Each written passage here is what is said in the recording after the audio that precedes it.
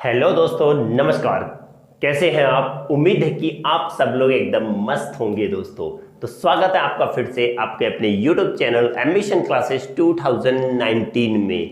तो दोस्तों, जैसा कि हमने लास्ट क्लास में बोला था आपसे कि आज हम अगली क्लास में क्या लेके आएंगे, केमिकल बॉन्डिंग से, और जो इम्पोर्टेंट टॉपिक होगा वही लेके आएंगे। तो दोस्तों, आज हम लेके आ गए हैं केमिकल बॉन्डिंग से बहुत ही इंपॉर्टेंट टॉपिक। जो जो होने वाले हैं वही हम लेके आए हैं, जो जो सबसे ज़्यादा इंपॉर्टेंट क्वेश्चन होते हैं, जहां से मैक्सिमम क्वेश्चन पूछे जाते हैं। तो दोस्तों, वीडियो के लास्ट तक बने रहिएगा हमारे साथ, वीडियो को बिना स्किप किए देखिएगा। चलिए दोस्तों, स्टार्ट करते हैं आज की अपनी ये क्लास। तो दोस्तों चलिए देखिए दोस्तों, आज हम बात करेंगे फॉर्मल चार्ज के बारे में, फॉर्मल चार्ज को कैलकुलेट करने के बारे में। ओके, चलिए फॉर्मल चार्ज कैसे निकालेंगे, एक्चुअली होता क्या है फॉर्मल चार्ज। तो फॉर्मल चार्ज एक्चुअली एक हाइपोथेटिकल चार्ज होता है, ठीक है। हाइपोथेटिकल चार्ज होता है जो किसी भी एटम को दिया जाता है, किसी भी एटम को दिया जाए उसकी परवाह किए बिना। क्या कि माना जैसे ओजोन है, ओजोन की बात करते हैं सिंपली। तो ओजोन का स्ट्रक्चर कैसा बनेगा दोस्तों? ओजोन का स्ट्रक्चर हमारा ये बन जाता है दोस्तों। क्या बन जाता है? ओजोन का स्ट्रक्चर ये बन जाता है। इस पर कितने आ जाते हैं? माइनस 1 2 3 4 5 6, इस पर हो जाएंगे 1 2, इस पर हो जाएंगे 1 2 3 4। देखिए दोस्तों, ऐसा ये रेजोनेटिंग स्ट्रक्चर होता है। अगर ये कहें दूसरा स्ट्रक्चर कैसा होगा दोस्तों? दूसरा स्ट्रक्चर ऐसा होता है इसका, ओ ओ 1 2 3 4 5 6 और 1 2 3 4। दोस्तों दूसरा स्ट्रक्चर ऐसा हो जाए, दोनों रेजोनेटिंग स्ट्रक्चर कहलाते हैं। तो अब इसमें कहेंगे फॉर्मल चार्ज क्या है। तो फॉर्मल चार्ज किसी भी एटम को दिया गया हाइपोथेटिकल चार्ज, दिया गया हाइपोथेटिकल चार्ज होता है। जो इस वाले एटम को, इसको या इसको, इनको जो दिया जाता है चार्ज हाइपोथेटिकल। ओके, अब ये बॉन्डिंग बना रहे हैं इलेक्ट्रोनिगेटिव को इग्नोर करते हुए, इलेक्ट्रोनिगेटिव एटम को इग्नोर करते हुए जो बॉन्ड बनाते हैं, वो बॉन्ड बना रहे हैं, उनको जो चार्ज दिया जा रहा है हाइपोथेटिकल चार्ज, वही क्या कहलाता है? फॉर्मल चार्ज कहलाता है। अगर सिंपल वे में कहें तो ये क्या होता है? डिफरेंस होता है दोस्तों। क्या होता है? डिफरेंस। किस किस के बीच में? Valence electron, valence electron and number of electron, number of electron present on the atom, present on the atom, and half of the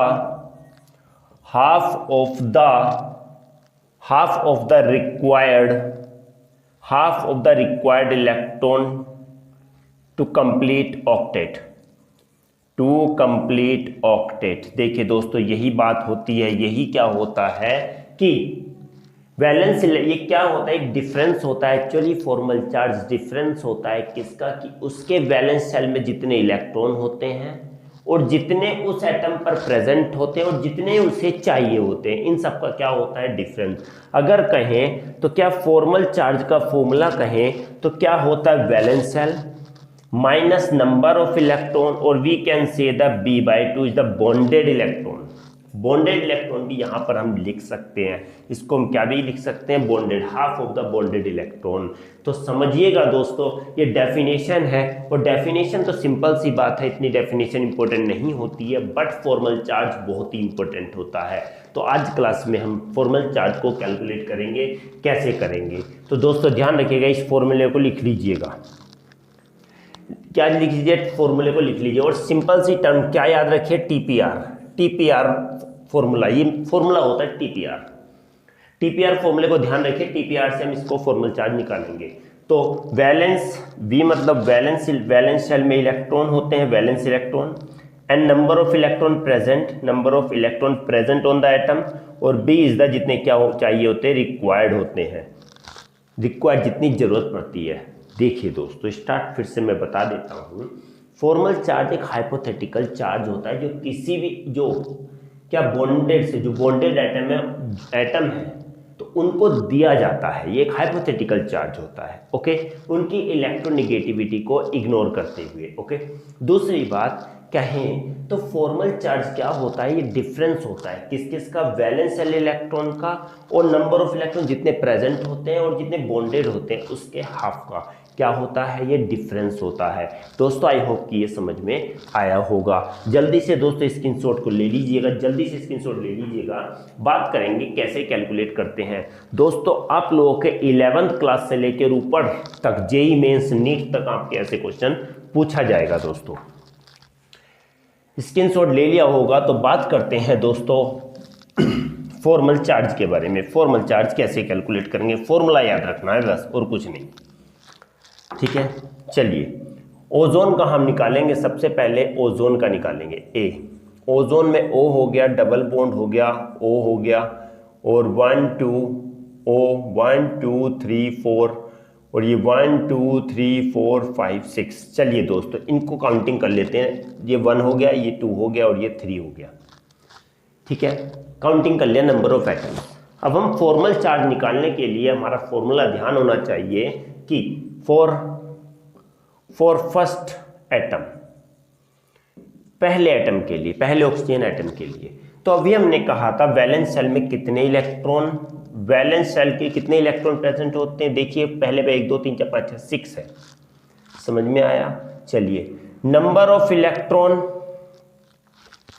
number of electron कितने हैं, नंबर ऑफ इलेक्ट्रॉन कितने हैं दोस्तों, नंबर ऑफ इलेक्ट्रॉन की बात हो रही है, चलो नीचे लिख देता हूं number of electron, number of electron. और वी कैन से दैट क्या क्या था, वी वैलेंस इलेक्ट्रॉन था, वी क्या था, फिर वी एन, एन था, एन हमारे कितने हैं वैलेंस इलेक्ट्रॉन, बताइए एन काउंटिंग कितने प्रेजेंट हैं, समझ के चलिए कितने होते हैं ऑक्सीजन में वैलेंस इलेक्ट्रॉन 6 होते हैं, क्योंकि देखिएगा ऑक्सीजन का एटॉमिक नंबर 8 है, इलेक्ट्रॉनिक कॉन्फ़िगरेशन 2 6, तो आउटरमोस्ट शेल वैलेंस इलेक्ट्रॉन कितने हैं 6 है, तो 6 हो गए। कितने एटम इस पर प्रेजेंट हैं, कितने इलेक्ट्रॉन प्रेजेंट है, 2 2 4 6 इलेक्ट्रॉन प्रेजेंट है। बी बॉन्डेड कितने इलेक्ट्रॉन चाहिए, देखिए बॉन्डेड कितने हैं, समझ के चलिएगा आउटरमोस्ट शेल में कितने इलेक्ट्रॉन होने चाहिए 8 और 6 प्रेजेंट है, तो 8 के लिए कितने इलेक्ट्रॉन और जरूरत है 2 की, कितने इलेक्ट्रॉन की जरूरत है, तो लिख दीजिए दोस्तों 2 की। समझ आया, बिल्कुल समझ में आना चाहिए। जितने होते हैं वैलेंस वो लिखना है, जितने प्रेजेंट है वो लिखना है, जितने चाहिए 8 करने के लिए तो 2 2 4 2 6, 8 के लिए 2 और चाहिए लिखा। फॉर्मूला आ जाइए फॉर्मल चार्ज, क्या बताया था, V minus N minus V by B, B by 2। चलिए फॉर्मूला लगा देते हैं, वैलेंस शेल में 6 minus number of 6 and minus क्या 1 बाय 2 मल्टीपल बाय 2, हाफ किया और 2 किया, 6 में से 6 गया 0 हो गया, तो 0 माइनस 2 से 2 गया -1, तो क्या हो गया -1, इसका क्या आ गया फॉर्मल चार्ज आ गया पहले एटम पर, ठीक है। क्या आया फॉर्मल चार्ज आया कि इतना इसे क्या हुआ चार्ज है इसके ऊपर, इतना हाइपोथेटिकल चार्ज है जो इसको दिया गया है, ओके। चलिए दोस्तों ये तो for second atom, for second atom, second atom के बारे में बात करेंगे। चलिए V की वैल्यू क्या है, वैलेंस शेल में कितने इलेक्ट्रॉन होने चाहिए ऑक्सीजन के 6, कितने प्रेजेंट हैं, नंबर कितने प्रेजेंट है 2 ही प्रेजेंट है। चलिए बॉन्डेड कितने चाहिए 2 है, कितने और चाहिए 8 होने के लिए 6 और चाहिए दोस्तों। फॉर्मूला लगा दीजिए क्या, FC is equal to V minus N minus B by 2, तो V हो गया 6 माइनस 2 माइनस ये क्या 6 बाय 2, 6 में से 2 3 या कर लीजिए 3, तो 6 क्या हुआ दोस्तों, गड़बड़ हुआ क्या, कितने 2 ठीक तो है, क्या गड़बड़ हुआ, कुछ नहीं ना। चलिए 1/2 था, इंटू किया हमने कितना 6, तो 2 3 या 6, तो 3 2 माइनस के 5, 3 2 माइनस 5 इक्वल टू क्या आ गया 1 आ गया दोस्तों, कितना आ गया 1 आ गया। देखिए 3 2 5 माइनस माइनस प्लस होते हैं, 3 2 5 हो गए और 6 में 5 गया 1 आ गया। सेकेंड एटम पर कितना चार्ज हो गया, इस पर कितना था -1 हो गया, इस पर कितना हो गया 1 हो गया। अब इस पर चेक करेंगे दोस्तों। चलिए तीसरे एटम के बारे में, फोर थर्ड एटम सेम वही बताइए, V कितना है हमारा, इस पर कितना वैलेंस शेल में 6 होते हैं ऑक्सीजन पर, कितना प्रेजेंट है 4 प्रेजेंट है, 2 2 4 है, ठीक है, बॉन्डेड कितने चाहिए, और 4 है तो 4 और चाहिए हमको। फॉर्मूला लगा दिए, F C is equal to V minus N minus B by 2। V कितना है 6 माइनस 4 बाई 2, 2 2 जा 4। तो देखिए 6 और माइनस माइनस प्लस हो जाएगा, साइन माइनस का, 4 to 6 इक्वल टू क्या आ गया 0। इसका चार्ज कितना हो गया 0 चार्ज हो गया दोस्तों। आई होप कि दोस्तों आप लोगों को क्लियर हो गया होगा। दोस्तों ऐसे क्या निकालते हैं, हम निकालते हैं फॉर्मल चार्ज। इस तरीके फॉर्मल चार्ज निकालते हैं दोस्तों। इसको समझ में आ गया होगा, सेकंड फिर से बताने वाले हैं हम। चलिए दोस्तों जल्दी से स्क्रीनशॉट ले लीजिएगा। नहीं आया समझ में, देखिए formal charge is equal to, फिर से समझ लीजिए, पहले दूसरे तीसरे ये होते हैं। स्ट्रक्चर तो दोस्तों रेजोनेटिंग बनाना पड़ेगा, ध्यान रखना। ऐसा स्ट्रक्चर आता है तो पूछेगा रेजोनेटिंग स्ट्रक्चर क्या है, या पूछेगा ऑक्सीजन O3 ओजोन में क्या है, तो ओजोन का स्ट्रक्चर ड्रॉ करना है, ऐसे करना है, या फिर यहाँ डबल बॉन्ड या सिंगल बॉन्ड ऐसे भी कर सकते हैं। चलिए पहले दूसरा तीसरा काउंटिंग कर लेनी है। पहला लेंगे पहले एटम में, तो V का मतलब होता है वैलेंस शेल में कितने इलेक्ट्रॉन है ऑक्सीजन के, कितने होते हैं 6 होते हैं, 6 लिखा। कितने प्रेजेंट है 6 ही प्रेजेंट है वो लिखा। कितने चाहिए 8 होने के लिए, तो देखिए TPR को मैंने बोलता टोटल कितने हैं, देखिए टोटल वैलेंस शेल के कितने होते हैं 6, P प्रेजेंट कितने हैं 6, और R रिक्वायर्ड कितने होंगे 8 होने के लिए, तो 2 जरूरत होगी। तो TPR दोस्तों एक छोटा सा फॉर्मूला ध्यान रखिएगा, हुआ सारी वैल्यू पुटअप की इस फॉर्मूले, ये फॉर्मूला नहीं भूलना है, सारी इसमें पुटअप की, आंसर हमारा आ गया। सेम यही दूसरे पर, T टोटल कितने होते हैं 6 होते हैं, P प्रेजेंट कितने हैं 2 है, R रिक्वायर्ड कितने की जरूरत है 6 की जरूरत है। फॉर्मूले में रखो दोस्तों, आंसर आ जाएगा। सिंपल है दोस्तों, समझ में आ गया होगा अब तो। चलिए सॉरी, चलिए दोस्तों अब बात करेंगे दूसरे वाले एक और कंपाउंड की।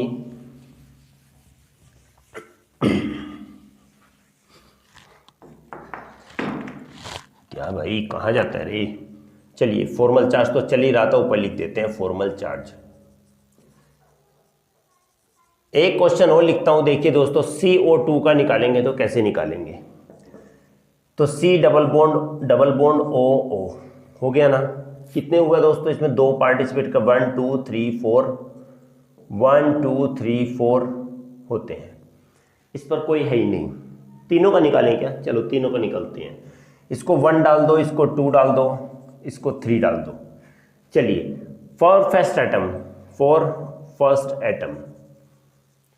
फर्स्ट एटम के बारे में इस पे बात आ जी। ऑक्सीजन V कितना है, कितना होता है ऑक्सीजन पे 6 वैलेंस होते हैं। नंबर कितने प्रेजेंट है 4 प्रेजेंट है। रिक्वायर्ड कितने चाहिए V, बॉन्ड कितने चाहिए हमको, कितने चाहिए 2 है, 2 2 जा 4 चाहिए। ठीक है, शाबाश, अच्छे से बने रहना, बिल्कुल माइंड में सही मस्त तरीके से करना है। चलिए FC क्या V minus N minus V by 2।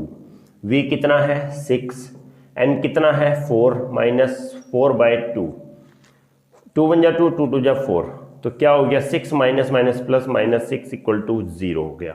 कितना प्रेजेंट हुआ दोस्तों, इस वाले पर 0 हो गया। ठीक, समझ के चलिएगा, बिल्कुल मस्त है दोस्तों, इजी है, इससे इजी कोई है ही नहीं इस चैप्टर में, इससे इजी पार्ट है ही नहीं। समझ गए तो इजी, ना समझे तो टफ। फॉर सेकेंड एटम के बारे में बात करते हैं दोस्तों। चलिए क्या बात कहता है, कार्बन V कितना वैलेंस शेल में 4 होते हैं। ठीक है, नंबर कितने प्रेजेंट है, कुछ नहीं 0। B कितने हैं, बॉन्डेड कितने हैं दोस्तों, इसमें बॉन्डेड हमारे कितने हैं यहाँ पर बताइए, कितने हैं, कितने चाहिए इसको आउटर मोस्ट शेल के लिए, 8 चाहिए। कितने चाहिए दोस्तों, 8 चाहिए इसको कंप्लीट करने, क्योंकि है ही नहीं 0 है तो 8 चाहिए ना। हाँ, तो फॉर्मूला लगा दीजिए, FC is equal to V minus N minus B by 2। V कितना है 4 माइनस N कितना है 0 माइनस 8 बाय 2। चलिए 4 माइनस 0 माइनस 2 4, तो लिखेंगे 4 माइनस 4 इक्वल टू कितना हो गया यहाँ भी दोस्तों 0 हो गया दोस्तों। कितना हो गया यहाँ भी फॉर्मल चार्ज 0। तीसरे पर आ जाते हैं दोस्तों, देखिए थर्ड वाले पर 4 थर्ड एटम कितना होगा, V वैल्यू कितनी है भाई, 6 इलेक्ट्रॉन है, वैलेंस शेल ऑक्सीजन का है, कितने प्रेजेंट है, 4 प्रेजेंट है, बॉन्डेड कितने चाहिए हमको, 4 ही चाहिए। FC आ जाइए दोस्तों, क्या V minus N minus V by 2, V कितना है 6 माइनस 4 माइनस 4 बाई 2, 2 2 जा 4, 6 माइनस 4 टू 6 इक्वल टू यहाँ भी कितना हो गया 0। कहें तो कार्बन डाइऑक्साइड में तीनों एटमों का फॉर्मल चार्ज कितना होता है दोस्तों, 0 होता है। समझ में आ गया हो तो दोस्तों प्लीज चैनल को सब्सक्राइब जरूर कीजिएगा और ज़्यादा से ज़्यादा शेयर कीजिएगा दोस्तों, क्योंकि क्लास में हम वही लेके आते हैं चाहते हैं आप।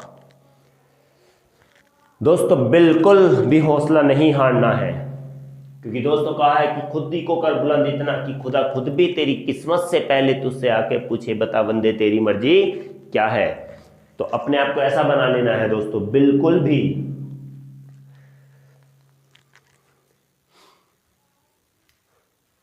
ओके दोस्तों, जल्दी से स्क्रीनशॉट ले लीजिएगा।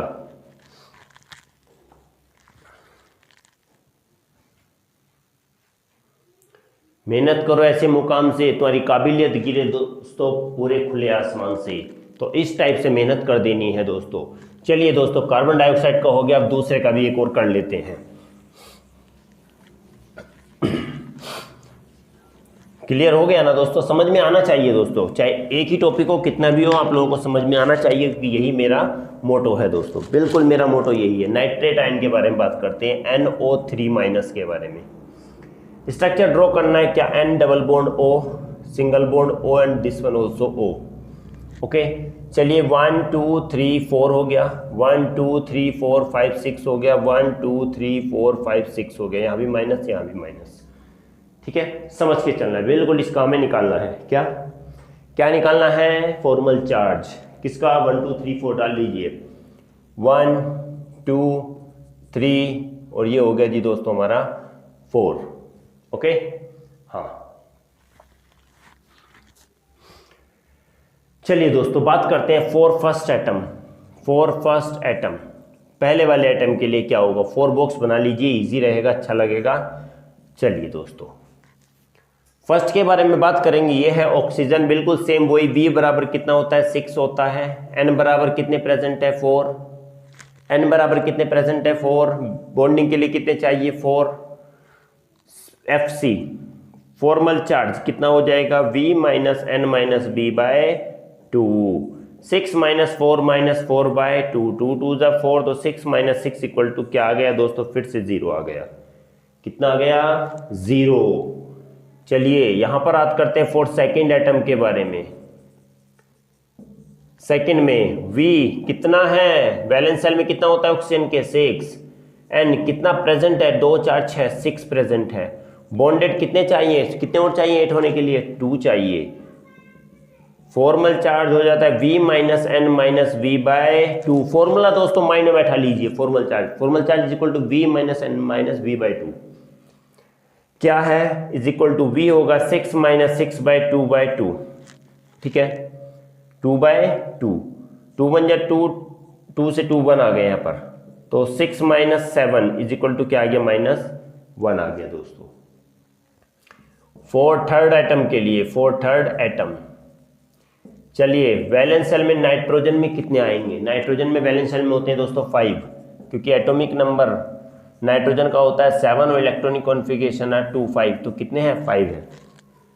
ओके N क्या है, कितने प्रेजेंट है 0 है ही नहीं कोई प्रेजेंट। बॉन्डेड कितने चाहिए दोस्तों, पूरे 8 चाहिए होंगे। ओके यस चलिए formal charge equal to V minus N minus V by 2, सबका निकालना है बिल्कुल। V का 5 माइनस 0 माइनस 8 बाय 2, 2 1 जा 2, 2 4 जा 8, तो 5 माइनस 4 इक्वल टू कितना आ गया, यहाँ भी 1 आ गया, 0 माइनस 1 1। फोर्थ वाले के लिए बात करते हैं, फॉर फोर्थ एटम चलिए V कितने हैं वैलेंस शेल में ऑक्सीजन 6 हैं, N कितने प्रेजेंट है 6 हैं, बॉन्डेड कितने चाहिए 2 चाहिए, तो लगा दो फॉर्मल चार्ज का formula V minus N by V by 2। V की वैल्यू है 6 माइनस 6 माइनस 2 बाय 2, तो ये तो 1 ही आ गया, तो 6 - 7 इज इक्वल टू यहाँ भी -1 आ गया दोस्तों। कितना आया? -1। आई होप कि दोस्तों आप लोगों को पूरा क्लियर हो गया होगा, एक एक चीज क्लियर हो गई होगी दोस्तों। और यही दोस्तों क्लियर होना, आपका ये क्लियर होना ही मुझे पॉजिटिव पॉइंट लेके जाता है। ज़्यादा से ज़्यादा दोस्तों वीडियो को शेयर कीजिए, लाइक कमेंट जरूर कीजिए दोस्तों। और जिसने अभी तक सब्सक्राइब नहीं किया प्लीज़ सब्सक्राइब जरूर कीजिए दोस्तों। आपका एक ही मुझे सब्सक्रिप्शन मांगता हूं जो कि आपके लिए बहुत ही फायदेमंद रहने वाला है। और एक खुशी की बात दोस्तों आप लोगों के लिए ये है, जो 12th में स्टूडेंट्स आ रहे हैं 11th पास आउट करके, तो वो चाहे तो ऑफलाइन या हार्ड कॉपी या सॉफ्ट कॉपी कैसे भी मुझसे 12th क्लास के फुल नोट्स अवेलेबल हैं आप लोगों के लिए एक अफोर्डेबल प्राइस पर। कॉन्टैक्ट नंबर है +91 9720260412। और ये दोस्तों आप लोग व्हाट्सएप पर मैसेज भेजकर आप लोग डायरेक्टली मंगा सकते हैं। हार्ड कॉपी या सॉफ्ट कॉपी कैसी भी कॉपी जो आपको चाहिए वो आपको मिल जाएगी। दोनों का प्राइस डिफरेंट होगा दोस्तों, हार्ड कॉपी का डिफरेंट होगा और सॉफ्ट कॉपी का डिफरेंट होगा। तो जल्दी से दोस्तों स्क्रीनशॉट ले लीजिएगा। बात करते हैं अगले वाले एक और क्वेश्चन के बारे में।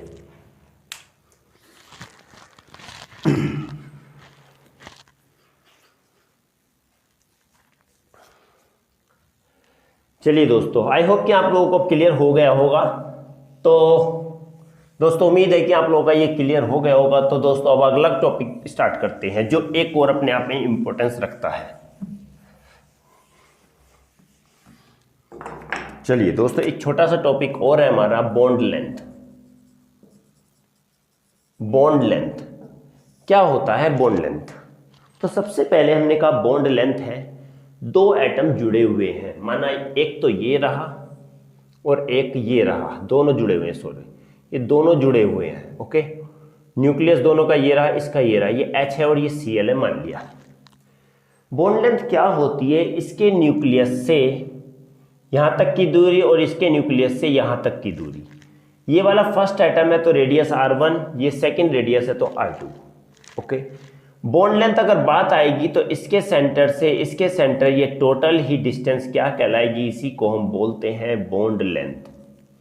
बड़ा करके बता देता हूं दोस्तों, एक एटम ये है, एक एटम इसी के साथ जुड़ा हुआ है। ओके, न्यूक्लियस दोनों का ये रहा, ये H का है, ये Cl का है। इसके यहां से यहां तक की दूरी तो R1 होता है और यहां से इसके बीच से यहां तक की दूरी क्या होता है? R2। तो यहां से लेके इसके सेंटर से लेके इसके सेंटर तक की टोटल दूरी कितनी हो गई? R1 + R2। और R1 + R2 ही हमारा क्या होगा? दोनों का सम ही कहलाता है बॉन्ड लेंथ।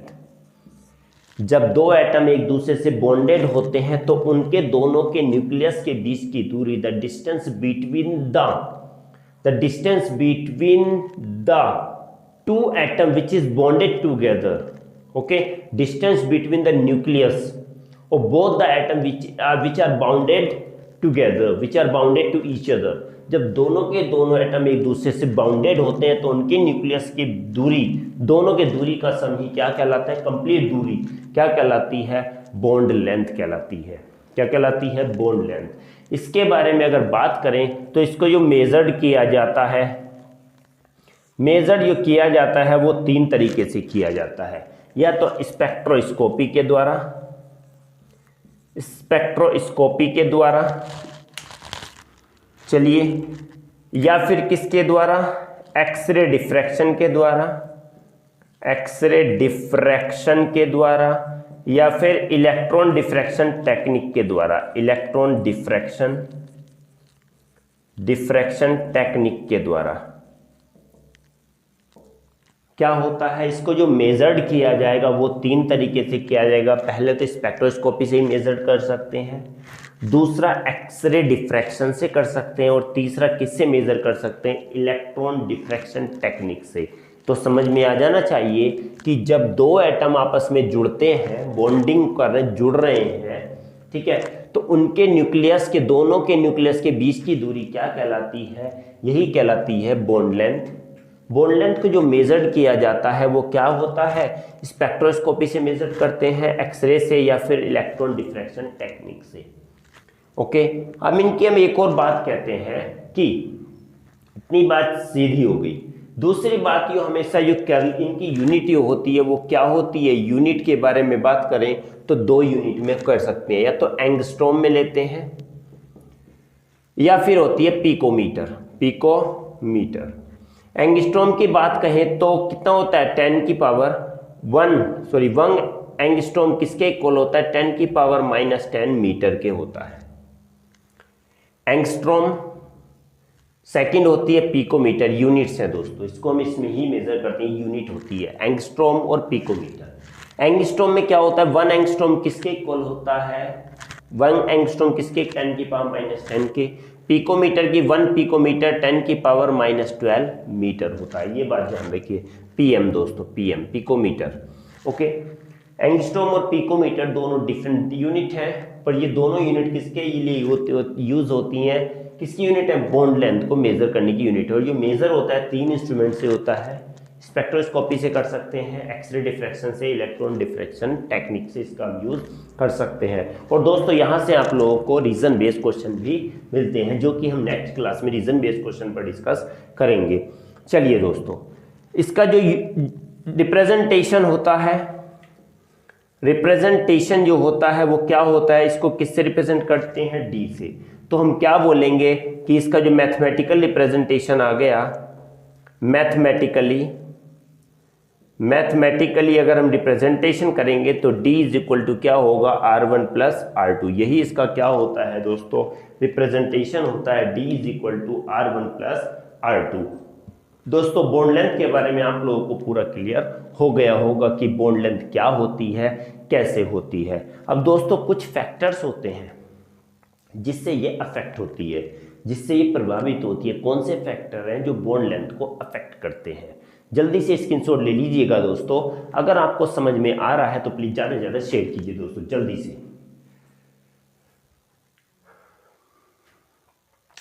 से फिर आप बात करते हैं इनके फैक्टर्स के, कौन से फैक्टर अफेक्ट करते हैं।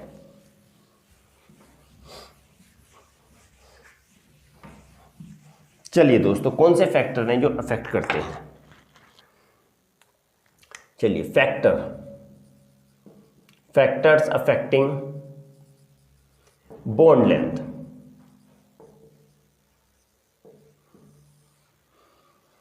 सिंपल सी चीजें, इस पर ध्यान रख के चलिएगा एक एक चीज को, बहुत अच्छी चीजें हैं, बहुत मस्त चीजें हैं।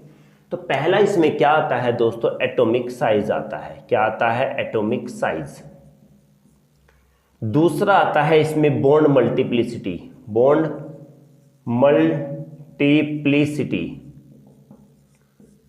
एक आता है इसमें पी करेक्टर, पी करेक्टर्स आते हैं दोस्तों। पी करेक्टर से देखा जाए तो रेजोनेंस भी होता है, इलेक्ट्रोनिगेटिविटी होती है, बहुत सारी चीजें होती हैं। अब हम इनसे ही देख लेते हैं पहले, ठीक है। चलिए, ओके, चलिए बात करते हैं सबसे पहले एटॉमिक साइज के बारे में। अगर क्या होता है, किसी भी एटम का साइज बढ़ता है, ठीक है। माना एटम, पहले एक सिंपल एग्जांपल देख लेते हैं। एटम इतना छोटा था, दोनों छोटा था। अब एटम का साइज ये हो गया, पहले तो यहां से यहां तक की दूरी थी, अब यहां से लेके यहां तक की दूरी थी। तो क्या हुआ, क्या होगा, एटॉमिक साइज अगर बढ़ता है, एटॉमिक साइज अगर क्या होगा, इंक्रीज होगा, तो क्या बोलेंगे, बॉन्ड लेंथ भी क्या होती है, बॉन्ड लेंथ भी इंक्रीज होती है। साइज बढ़ेगा तो रेडियस बढ़ेगा, जब रेडियस बढ़ेगा तो D is equal to R1 plus R2 भी क्या हो जाएगी, इंक्रीज हो जाएगी। क्लियर हुआ, समझ में आना चाहिए। कुछ फैक्टर्स कौन से हैं जो इफेक्ट करते हैं। पहला आता है एटॉमिक रेडियस, एटॉमिक साइज बढ़ेगा तो बॉन्ड लेंथ भी बढ़ेगी, मैंने एग्जांपल दे दिया है दोस्तों। दूसरे के बारे में बात करते हैं, bond multiplicity.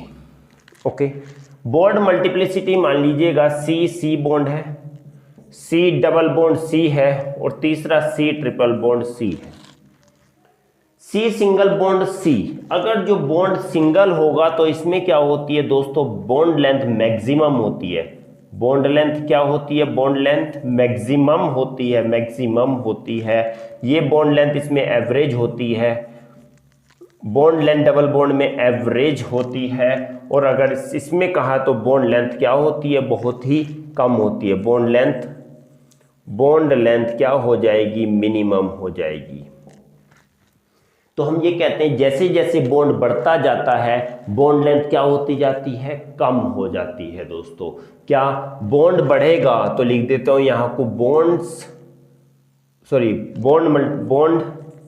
Number of bond increases, number of bond increases तो bond length decreases, bond length decreases क्या होती है, बॉन्ड लेंथ डिक्रीजेस हो जाएगी दोस्तों। ठीक है जी, बॉन्ड लेंथ क्या होगी, नंबर ऑफ बॉन्ड बढ़ेंगे तो बॉन्ड लेंथ क्या हो जाती है, डिक्रीज। और तीसरा वाला हमारा क्या होता है, P characters, P characters. Okay, P characters ध्यान रखिएगा, पी करेक्टर्स अगर बढ़ेंगे तो क्या हो जाएगा, ध्यान रखिए इलेक्ट्रोनिगेटिविटी, पी करेक्टर्स बढ़ेंगे तो इलेक्ट्रोनिगेटिविटी कम हो जाती है। पीक करेक्टर्स अगर हम कहते हैं कि पीक करेक्टर बढ़ते हैं तो इलेक्ट्रोनिगेटिविटी क्या हो जाएगी, इलेक्ट्रोनिगेटिविटी घट जाती है। पीक करेक्टर बढ़ेंगे तो मतलब कि एस, पी करेक्टर बढ़े तो एस घट रहे हैं, और जब एस करेक्टर पर ही डिपेंड करती है, एस करेक्टर पर क्या डिपेंड करती है, directly proportional to the electronegativity. S character बढ़ेंगे तो इलेक्ट्रोनिगेटिव बढ़ेगी, बट पी अगर बढ़ेंगे तो एस घटेंगे, पी बढ़ेंगे तो एस घटेंगे, जब एस घटेंगे तो इलेक्ट्रोनिगेटिविटी भी घटेगी, और जब इलेक्ट्रोनिगेटिविटी घटेगी तो इलेक्ट्रॉनों को खींचने का, ध्यान रखिएगा, इलेक्ट्रॉन को खींचने का जो फोर्स होगा, जो टेंडेंसी होगी वो भी कम हो जाएगी, क्योंकि इलेक्ट्रोनिगेटिविटी जब बढ़ती है तो साइज छोटा हो जाता है, साइज छोटा हो जाएगा तो बॉन्ड लेंथ भी कम हो जाएगी, बॉन्ड लेंथ क्या हो जाएगी, कम हो जाएगी। बट जब पी बढ़ रहा है तो इलेक्ट्रोनिगेटिविटी घट रही है, अट्रैक्शन कम हो गया तो साइज बढ़ेगा, तो जिससे क्या हो जाएगा, हमारा बॉन्ड लेंथ भी क्या हो जाती है, बॉन्ड लेंथ बढ़ जाती है।